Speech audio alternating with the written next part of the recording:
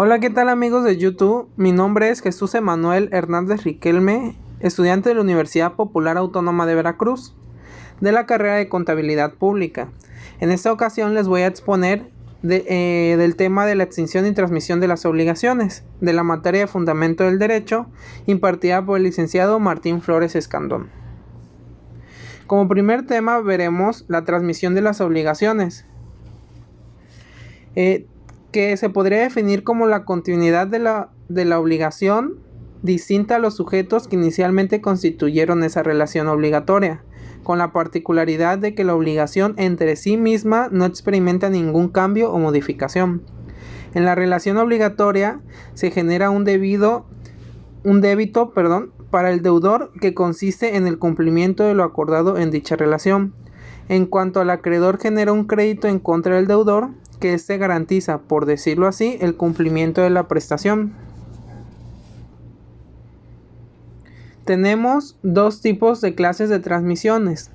Una es por actos entre vivos y la otra por actos mortis causa. Por actos entre vivos es el modo más común y frecuente de la transmisión, ya que abarca todos los casos en que una persona adquiere un bien o un derecho mediante un acto jurídico válido. Por otro lado, el acto mortis causa, esta clase de transmisión consiste en la transmisión de un derecho o una obligación a raíz de la muerte del sujeto pasivo de la relación obligatoria, es decir, el deudor.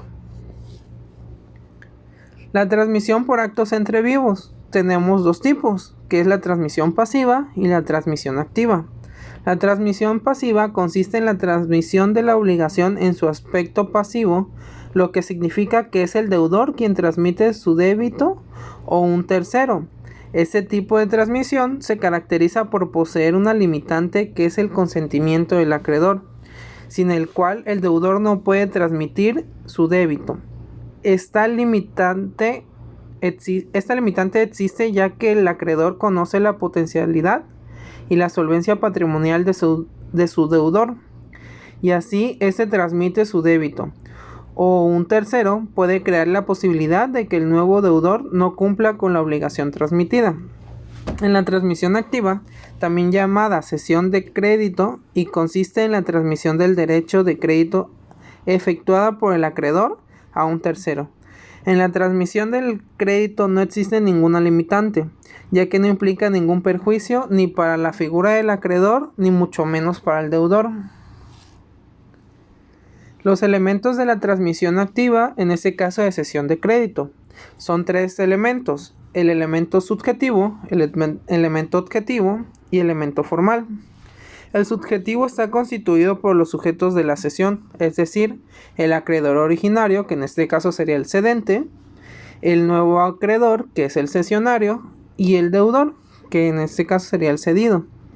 El elemento objetivo está constituido por el crédito, derecho o una acción cedida, y como todo objeto de un contrato debe reunir todas las condiciones relativas al objeto de los contratos, es decir, debe ser posible, lícito y determinado.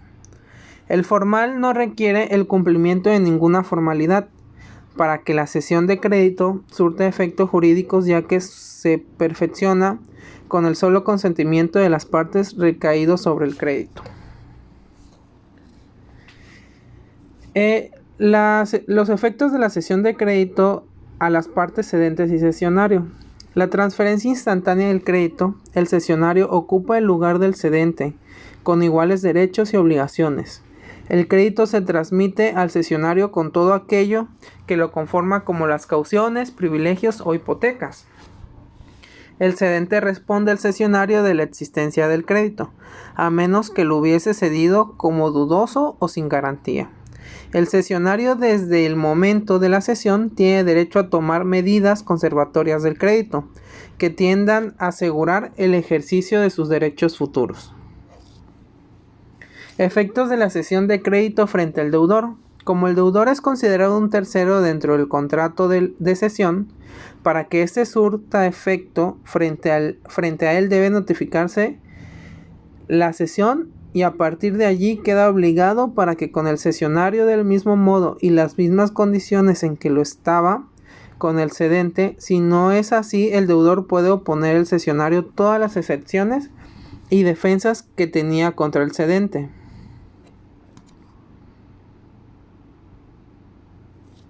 Efectos de la cesión de crédito frente a terceros. Para que la cesión produzca efectos frente a los terceros es necesario la notificación de la cesión del deudor.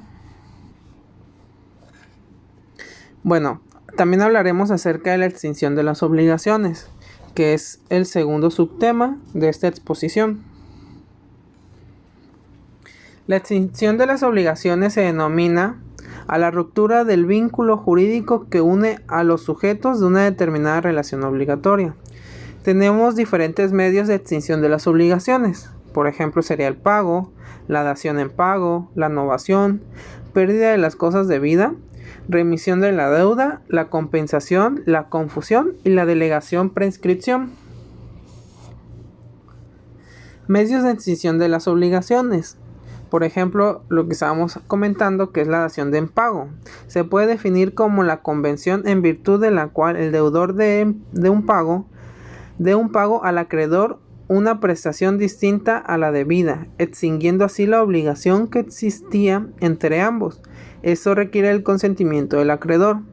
La compensación es cuando dos personas son entre sí recíprocamente acreedoras y deudoras, en cuyo caso las dos deudas quedan extinguidas si son del mismo monto o reducidas a una sola deuda cuyo monto representa la diferencia entre ambas. Es, por ejemplo, si yo le debo a una persona 10 pesos y él me debe 10 pesos, la deuda ahí quedaría cerrada, puesto que los dos nos debemos la misma cantidad. Sería un caso diferente que yo deba 11 pesos y la persona me deba 10 pesos. En teoría yo nada más le tendría que pagar 1 peso porque era la diferencia de la deuda entre los dos. La novación constituye un modo voluntario de extinción de las obligaciones mediante el cual una obligación se extingue sustituyéndola por una nueva.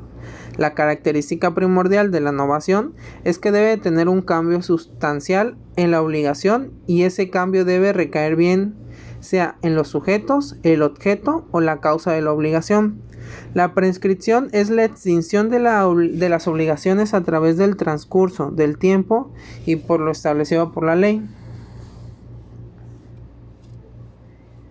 El pago constituye el mediante ordinario o normal de extinción de una obligación. Desde el punto de vista técnico-jurídico, el pago consiste en el cumplimiento de la obligación, independientemente de que ésta tenga por objeto la entrega de una suma de dinero o cualquier otra conducta o actividad. Tenemos efectos del pago. Se divide en dos: efectos ordinarios y efectos extraordinarios. En los ordinarios podemos encontrar, por ejemplo, lo que es el pago total, que constituye la liberación del deudor y se extingue el crédito del acreedor, o pago parcial, que técnicamente no sería un pago, ya que ni la obligación del deudor ni el crédito del acreedor se extinguen. Y tenemos efectos extraordinarios, que también llamada subrogación. Esa no produce la extinción de la obligación, sino un cambio en la persona del titular del derecho del crédito. Existen dos tipos de subrogaciones, que es la convencional y la legal. Tenemos por último los efectos accidentales, que es de la oferta de pago y del depósito. Pueden darse el caso de que el acreedor, por un motivo o por otro, se rehúse a recibir el pago ofrecido por el deudor. El simple rechazo del acreedor no libera al deudor de su obligación, pero en este caso el deudor puede librarse de la obligación, ya que tendría que recurrir al procedimiento de la oferta de pago y del depósito. Bueno, chicos, esto sería todo. Esta es mi exposición. Muchas gracias y hasta la próxima.